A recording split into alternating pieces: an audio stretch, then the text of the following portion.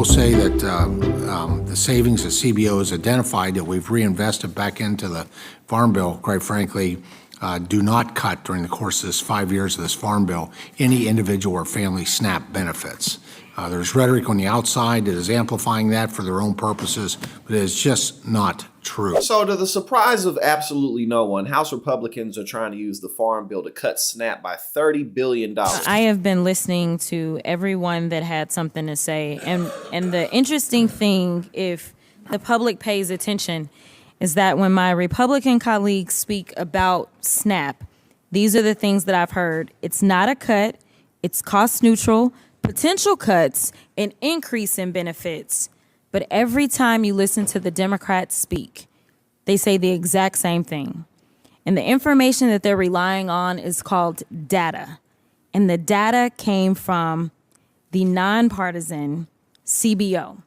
The only information that we have before us to make a determination of how we will proceed is data from the CBO.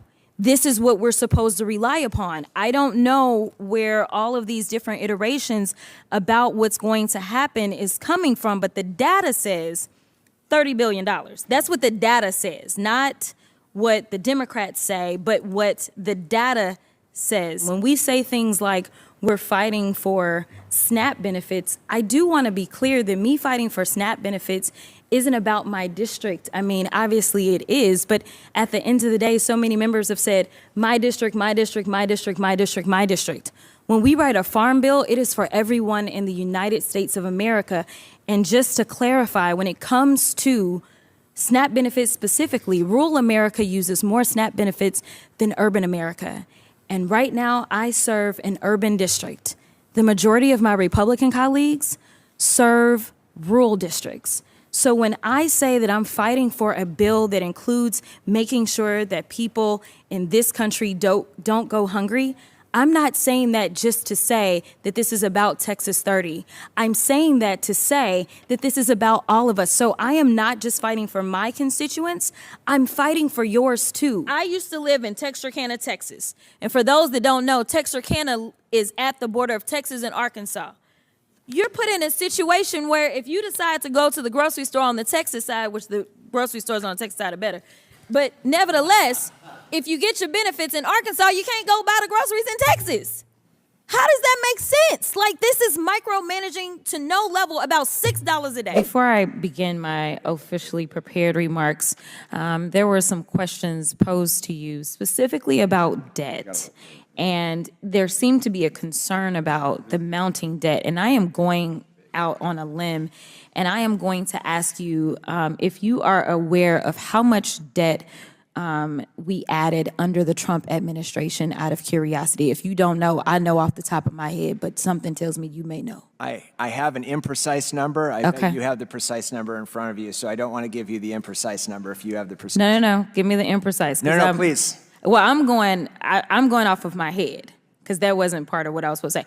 But long story short, $8 trillion was added under the Trump administration. And so I think that it is important that we focus on making sure that we're keeping our debt under control, but I think it's also important that we're honest about how that debt is accrued and make sure that we don't continue to make the same mistakes. I know that the election was brought up, and there are those that are standing by their man, but they also seem to be concerned about debt, which seems like the two don't go together, because we know that their man actually is really good at running up the credit card debt for this country, because he likes to give tax breaks to his very rich friends, which means that we don't get as much money coming through the door when they are not required to pay their fair share. At the end of the day, what this boils down to is the fact that we know that some of the wealthiest individuals and the wealthiest corporations in the country consistently pay $0 in federal income taxes. They may pay some taxes here and there, but they're constantly getting them cut. That's the whole thing that Trump did with the tax cuts. And Joe Biden didn't even raise the corporate tax rate back up to where it was before Trump went into office.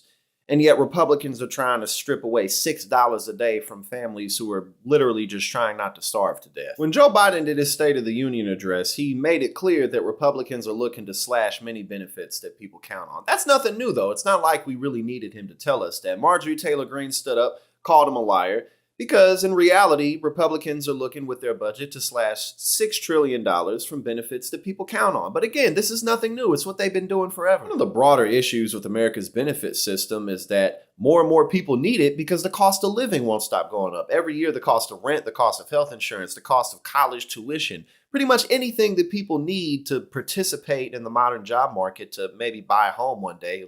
Lord knows who can do that anymore. How many millennials and Gen Z aren't going to be able to ever purchase a home? And more people need benefits that don't cover anything. If you make a couple $100 over a limit, maybe you don't qualify now. So none of this is being updated, all the while Republicans want to slash benefits.